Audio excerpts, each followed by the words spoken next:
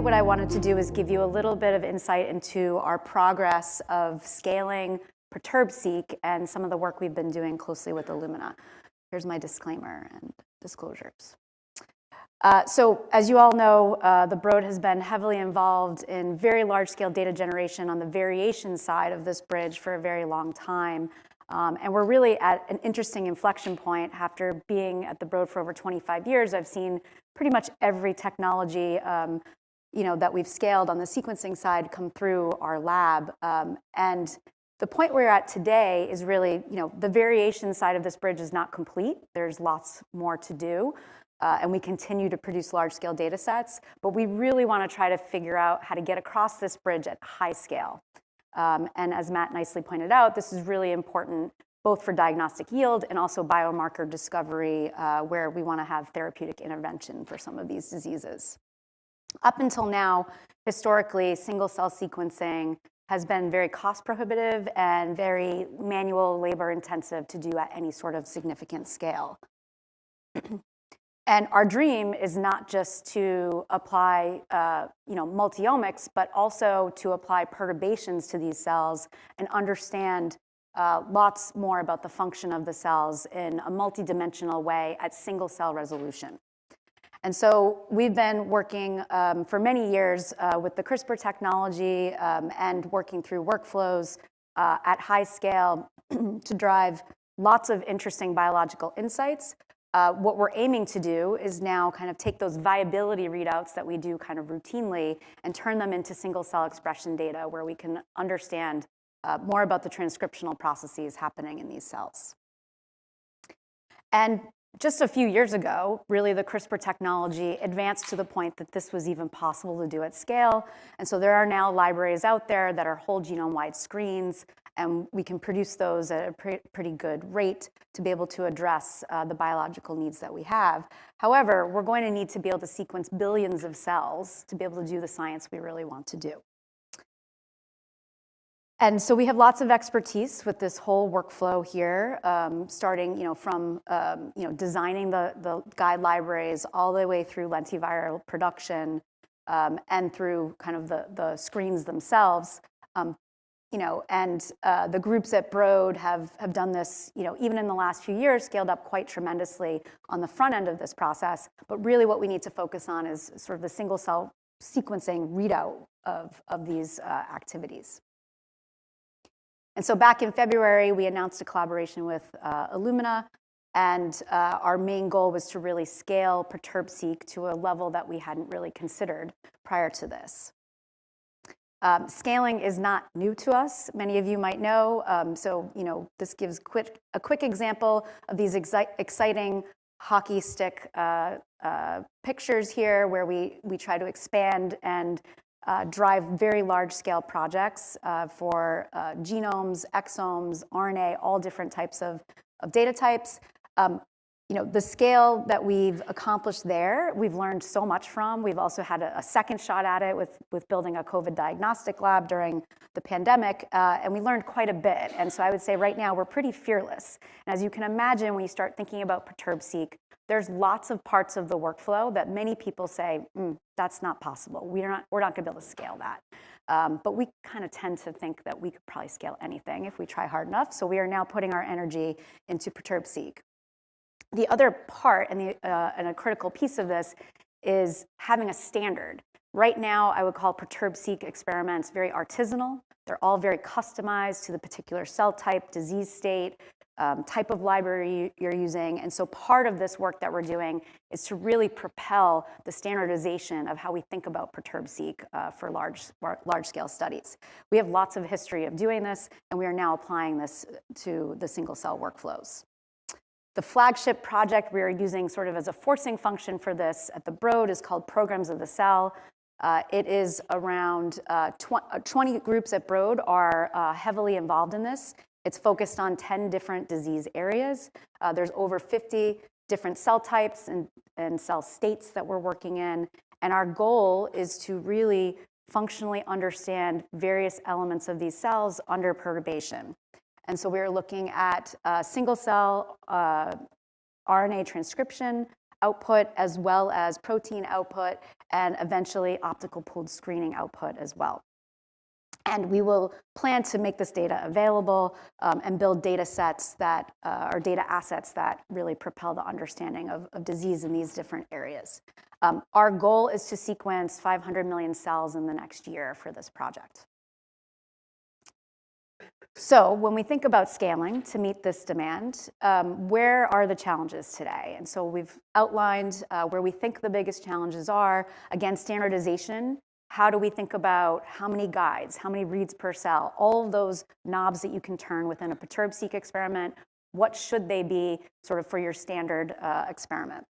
In addition to that, cells do not equal samples. So we are very comfortable with samples. We handle millions of samples a year in our lab.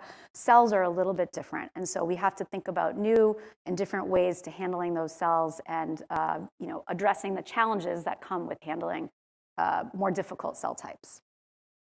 Workflows are not automation friendly at this point, but we're working closely with Illumina to develop automation to do that. And the costs have historically been too high. And so I think the single cell workflow from Illumina allows us to really rethink how much data we can produce and at what cost is reasonable for these experiments. And finally, data analysis. The Dragon single cell workflows have dramatically sort of improved how we think about processing this large amount of data. And I'm going to show you an experiment that we ran in the last 2 weeks that sort of proves this point. And so here's the workflow that we're working on. It has a number of nice features, particularly that it can happen all in a tube without a bunch of different automation or instrumentation. Of course, as we scale it, we'll want to apply automation to it to get it to run very efficiently.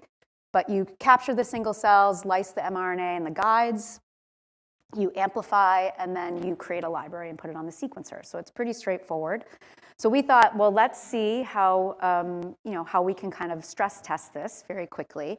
And so we were able to get access from Illumina to their 1 million cells, their M1 prep with Perturb-seq for the single cell workflow about 2.5 weeks ago. And so I gave a challenge to the team to say, can we actually sequence 5 million cells in 5 days? You have a week.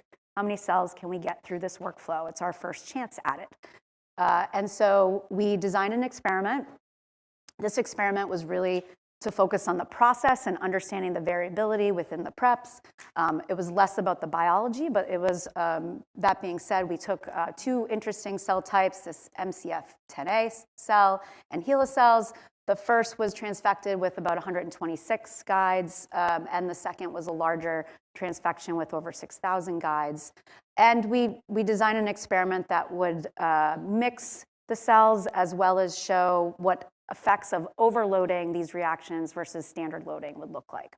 So the red here that I've outlined are just overloading. You can see the number of cells that we loaded. Across all of these, we loaded over 11 million cells through the single cell workflow, and we were able to recover 5.9 million of those cells in sequencing.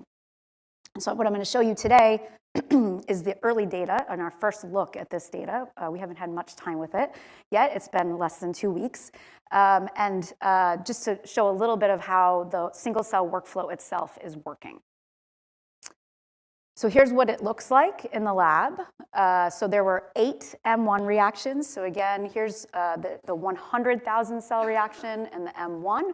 So this reaction allows up to 1 million cells to be captured within the beads. And it breaks down into 8 subreactions. And then you follow those subreactions all the way through library prep and then combine them again to get onto the sequencer. So we did 8 M1 reactions.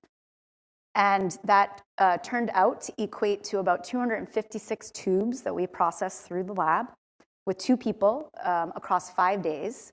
They were normal hour days, no extended work days. And this ended up on 16 flow cells worth of data on the NovaSeq X Plus. We generated 67 terabases of data within this time frame for this experiment. And it was all completed within 5 days, onto sequencer by day 5. So if you just look at the sequencing run metrics, all the flow cells looked really good.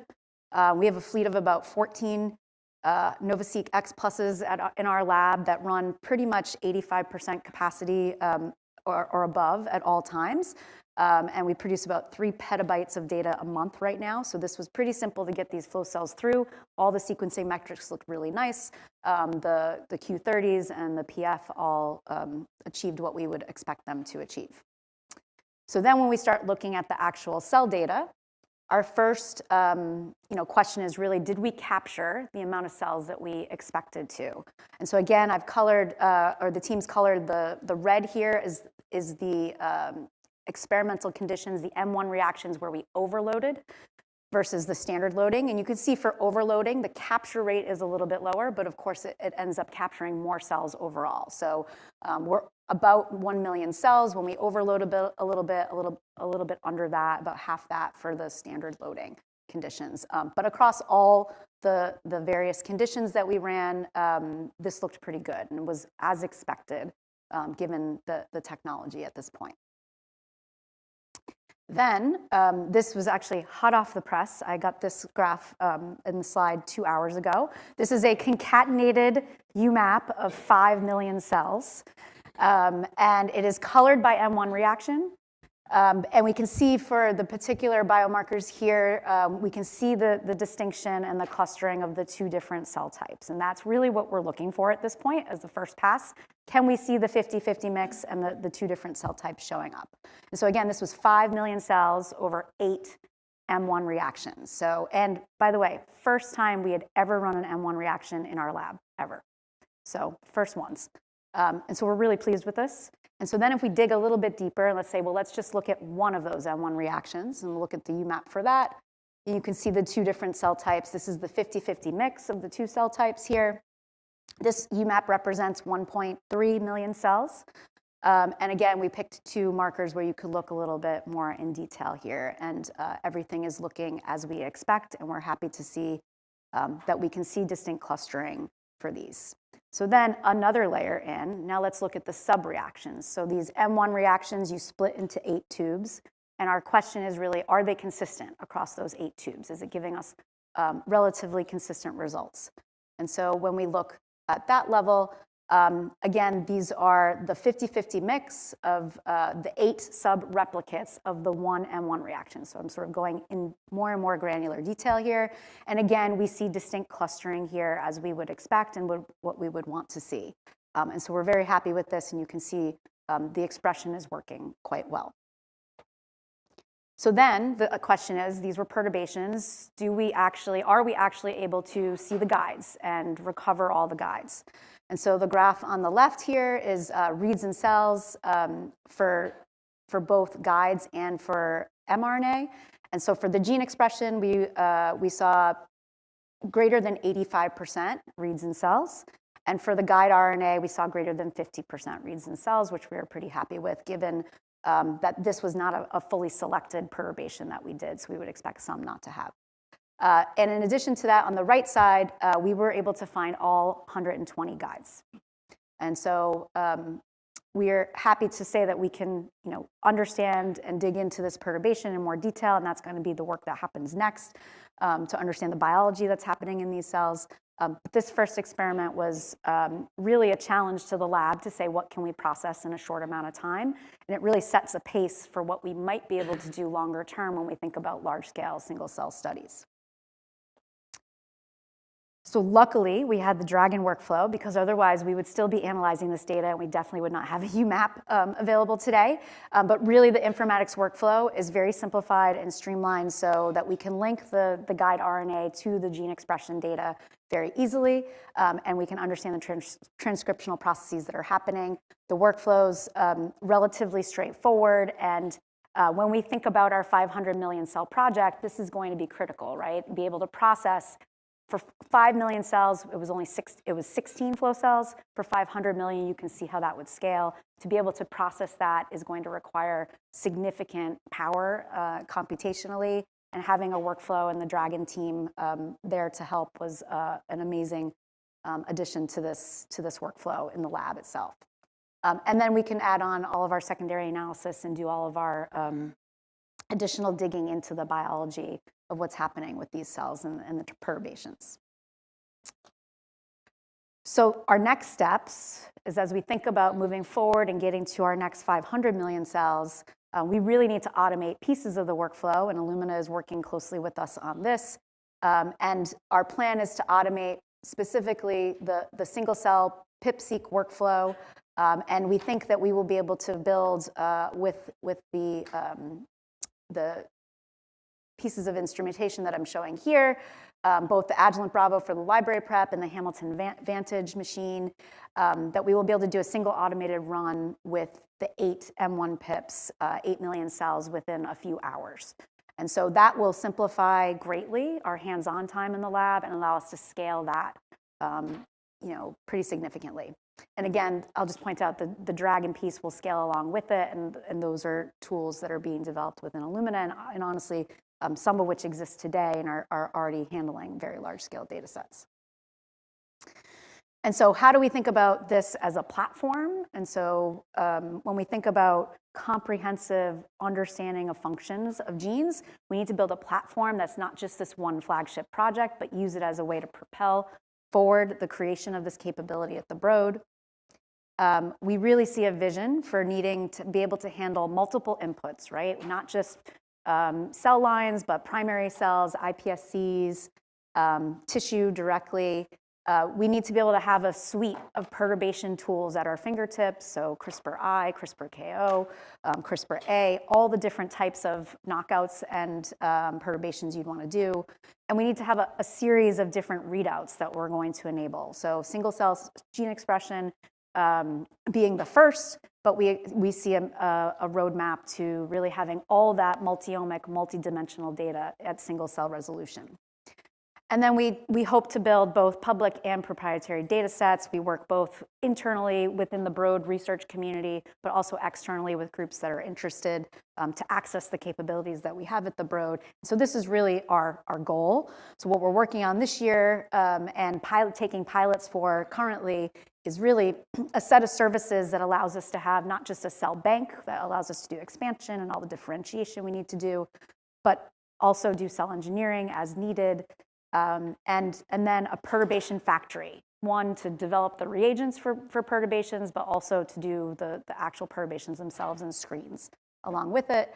And then a number of readouts, as I've mentioned as well. We expect to not just have single cell gene expression, but also protein and eventually pooled screening, optical pooled screening, and also enable things like drug repo screens as well. And the primary data pipeline, we are really relying on Dragon and the Illumina team to help us bring all this data together, and then using ICA and ICM to be able to manage and look at that data in great detail.